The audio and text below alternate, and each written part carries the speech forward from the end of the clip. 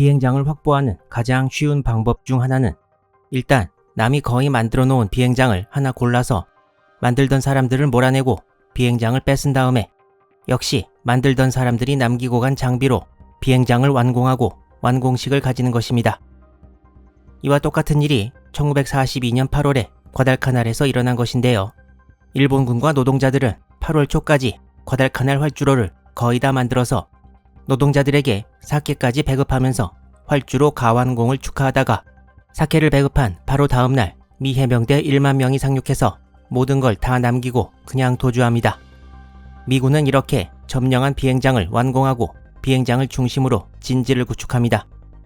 그런데 이 지도만 놓고 보면 미군 진지가 어느 정도 넓은 것 같은데요. 1942년 8월 미 해병대가 과달카날에 상륙한 이후 한 달 동안 그리고 그 이후에 미군이 전체 과달카날 섬에서 장악했던 부분은 해안에서 지금 보이는 선까지의 바로 이 정도. 과달카날 섬 크기에 비교해본다면 극히 일부분에 불과합니다. 당시 과달카날에 같이 상륙했던 종군 기자 리처드 트레가스키스도 당시 기록에서 우리는 좁은 구역에 갇혀있고 일본군은 나머지 섬 전체를 다 쓸 수 있다고 한 것으로 보아 당시 미군도 이러한 문제를 인지하고 있었던 것으로 보입니다. 하지만 일본군도 과달카날 정글을 한없이 헤매고 다닐 수는 없어서 미군 진지 그리고 비행장과 가까운 북쪽 해안을 중심으로 반격을 도모하게 됩니다.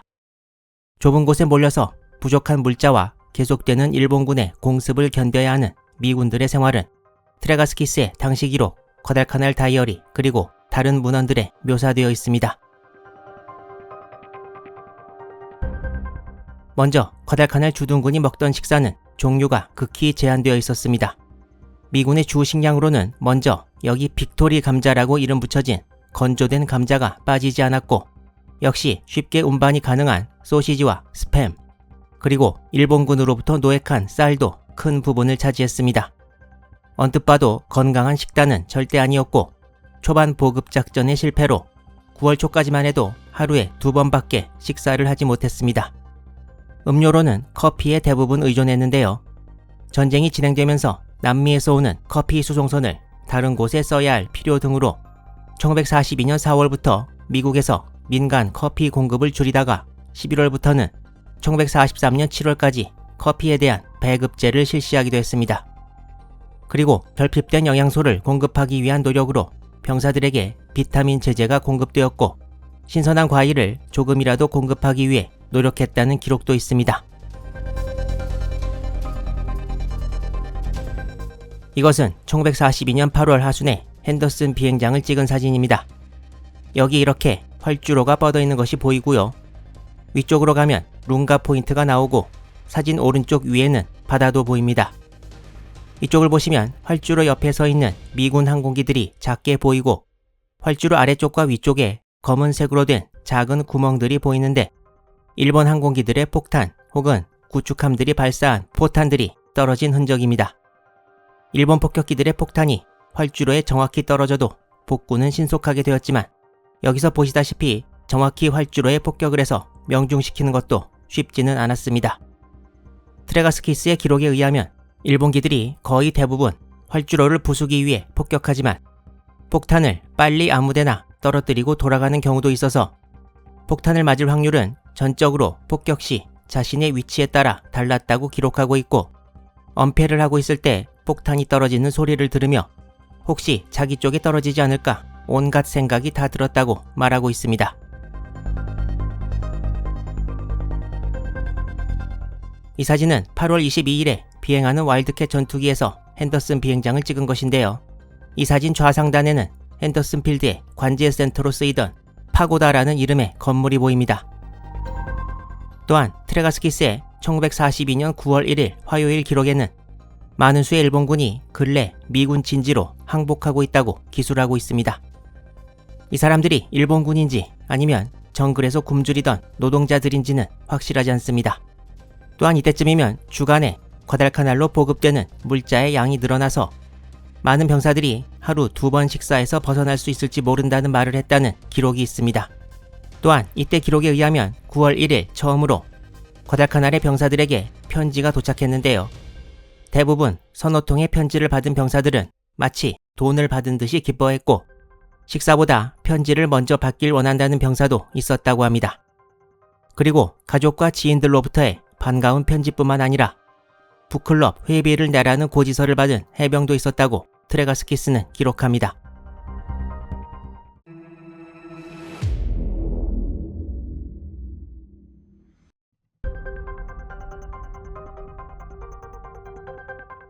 (1942년 8월 24일부터 26일까지) 일본 대본영은 중국에 진주한 진화파경군을 비롯해 각군 간부들을 초치해서 작전회의를 가졌습니다.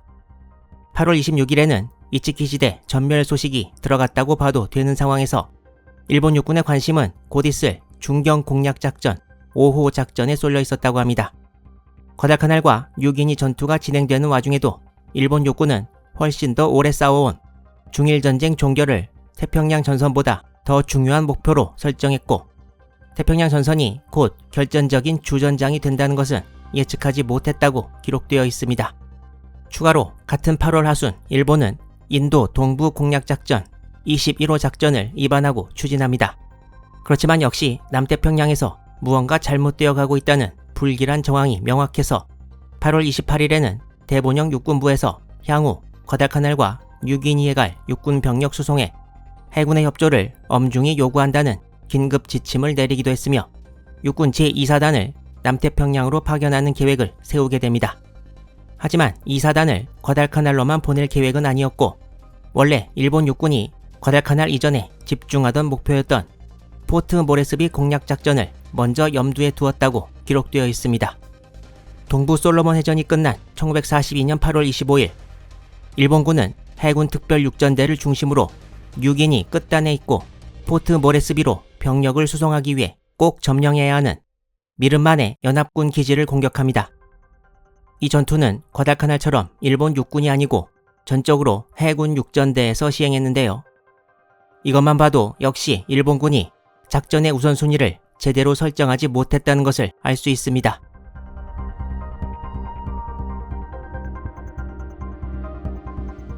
과달카날 섬에 1942년 9월이 시작되었습니다. 열대지역이라서 가을이 찾아오고 이런 건 아니었는데요. 과달카날에서 가장 중요한 미군 핸더슨 비행장을 공격할 가와구치 지대를 지휘하는 일본 육군의 가와구치 키요타케 소장은 이미 8월 31일에 구축함을 이용해 가와구치 지대 일부 병력과 함께 상륙했습니다. 일본 구축함들은 야간에 병력을 상륙시키고 돌아가는 길에 핸더슨 비행장에 포격을 가하기도 했습니다. 구축함으로 수송하기 때문에 한 번에 많은 병력을 이동시킬 수 없어서 가와구치 지대의 수송 작업은 한 번에 끝나지 않고 계속 이어졌습니다. 하지만 가와구치 소장이 상륙한 다음 날부터 무언가 이상한 낌새를 눈치챈 미군에 의해 상륙부대는 공습을 받습니다. 미군의 육상 공습에는 P-400이라고 불렸던 육군 항공대 소속 전투기들도 참가했는데요. 미군 항공기들은 밤낮을 가리지 않고 동쪽으로 날아와서 일본군이 보이지 않아도 해당 지역에 기총소사와 폭격으로 압박을 가했습니다. 미군의 공습 속에서 가와구치 지대는 증원부대를 계속 기다렸습니다. 일본군이 계속 증강되는 사이 미군도 과달카날로 증원부대를 보냈습니다.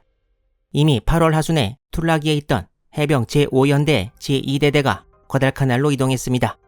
또한 9월 1일에는 메릿 에드슨 대령의 해병 제1레이더 대대가 역시 툴라기에서 도착했고 장교 5명을 포함한 해군 제6공병대대 392명의 병력도 과달카날에 도착했습니다. 이 부대는 원래 명칭이 네이벌 컨스트럭션 바탈리온인데요. 두 단어의 앞글자인 C와 B를 따서 CB, 바다의 벌이라는 별명을 가지고 있었습니다. 이외 역시 툴라기에 있던 해병 제1 낙하산 대대도 과달카날에 도착했습니다. 이제 과달카날의 미군 병력은 증원 병력을 합해 1만 2천 명을 훌쩍 넘어섰습니다. 미군도 이렇게 다가올 전투를 대비해 전력을 보강하는 사이 오카 아키노스케 대좌가 이끄는 가와구치 시대 일부 병력이 상당히 특이한 방법으로 과달카날에 접근해 오고 있었습니다. 가와구치 소장은 전쟁 초기 인도네시아에서 작전을 했을 때 이렇게 생긴 상륙용 단정을 작전에 이용해 큰 성과를 거두었습니다. 물론 솔로몬 제도에서 쓰기에는 상당히 부적절했지만 가와구치 소장은 끝까지 고집을 부려서 약 1,000명의 병력을 60여 대 상륙용 단정에 나눠 태우고 과달카날로 보냅니다. 이 단정 부대는 과달카날로 접근하다가 캡터스 항공대 공격을 받아 대형이 완전히 흐트러지고 과달카날에는 150여 명밖에 상륙 못합니다. 뿔뿔이 흩어진 이 부대는 사보섬에 450명이 묶이는 등 큰 혼란을 겪고 일본 구축함들이 다시 이 병력을 과달카날로 보내는 노력을 하지만 이후 일본군이 공격을 개시할 때 상당 부분 병력이 참가하지 못하고 맙니다. 가오구치 지대는 이 와중에도 야간 구축함 수송작전을 통해 계속 병력을 증원받아 1942년 9월 7일에는 미군 진지 동쪽에 약 5,200명, 미군 진지 서쪽에 약 1,000명의 병력을 보유하게 됩니다. 일본군은 가오구치 지대 이외에 다른 부대인 아오바 지대 일부 병력과 지휘관을 잃은 이치키 지대 나머지 병력도 상륙시켰습니다. 일본군은 구축함 이외 다른 함정을 이용해 대공포 2문, 야포 4문, 산포 6문도 양육했습니다. 이에 대항해 수비를 하는 미군 병력은 증원을 통해 약 1만 2천 명이 넘었는데 아직도 가오구치 소장은 미군 진지의 수비 병력이 2,000명 정도라고 믿고 있었습니다. 따라서 가오구치 소장은 제17군이 공격 전에 1개 대대를 더 보강해 주겠다고 했는데도 공격 날짜를 늦추기 싫다면서 이를 거절합니다. 이제 미군 진지의 왼쪽과 오른쪽에 일본군이 위치하고 미군 진지로의 전진을 기다렸습니다.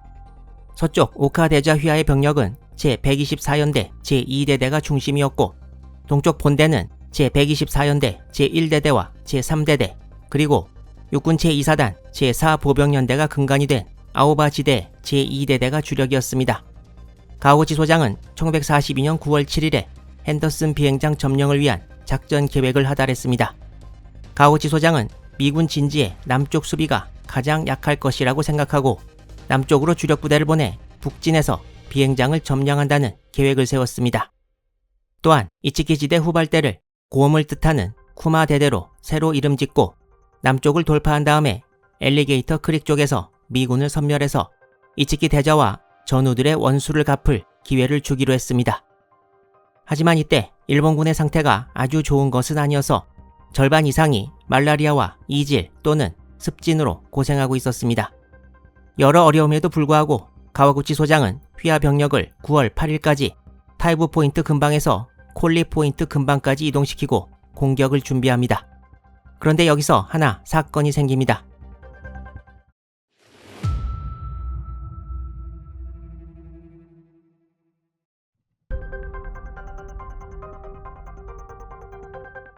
미군 진지에 대한 가와구치 지대의 공격 날짜는 원래는 9월 12일로 예정되었으나 9월 6일에 가와구치 지대 진지에 내린 집중호우로 하루 연기되었습니다.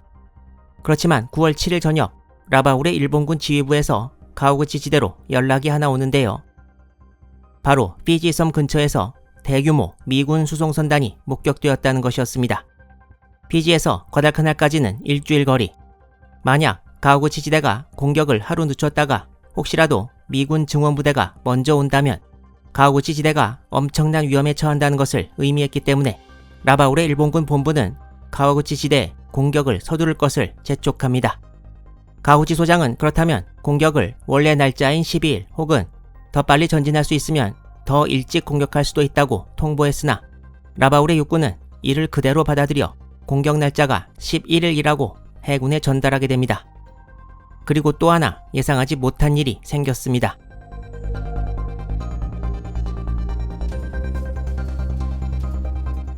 날이 바뀌어 9월 8일 해가 뜨기 전 가와구치 지대가 최종 목표지로 출발을 서두르는 사이 일본군은 바다에서 자기들이 출발했던 후방으로 가는 미군 선박들을 목격합니다. 이 구축함과 수송선들에는 이미 타이부 포인트 쪽에 일본군이 있음을 알아챈 미군이 일본군 후방을 공격하기 위해 보낸 2개 대대 병력이 탑승하고 있었습니다. 이 공격대는 에드슨 대령의 제1 레이더 대대와 제1 낙하산 대대였습니다. 9월 8일 오전 5시 30분 미군은 타이부 포인트 근처에 상륙해 공격을 시작했습니다. 이미 일본군 본대는 원래 상륙 지점인 타이부 포인트를 떠난 지 오래였고 이곳은 약 250에서 300명의 일본군만이 지키고 있었습니다. 상륙한 미군은 바로 이곳에 대규모의 병력이 주둔했던 흔적을 발견합니다. 가와구치 지대도 미군이 자기들 후방에 상륙한다는 것을 알아차립니다. 이 부대가 상륙할 당시에 미군 수송선 2척이 룽가 포인트 쪽을 향해 가고 있었는데요. 최대 300명이던 일본 수비대는 갑자기 눈에 보이는 수송선 숫자가 많아지자 대규모 병력이 상륙하는 줄 알고 이길 수 없다고 판단해서 대부분 도주합니다.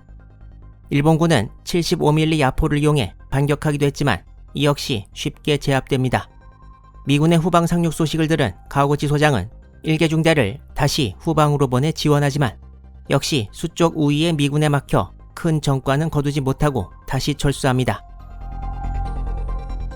미군은 타신보코 마을에 들어와서 놀라운 것을 발견합니다.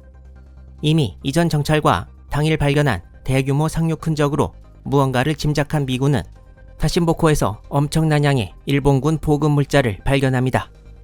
기록에 의하면 실탄 약 50만 발과 수백 포대의 쌀과 더불어 일본 본토와 통신할 수 있을 것처럼 보이는 무전기와 엄청난 숫자의 쇠고기 통조림과 게살 통조림이 있었다고 합니다.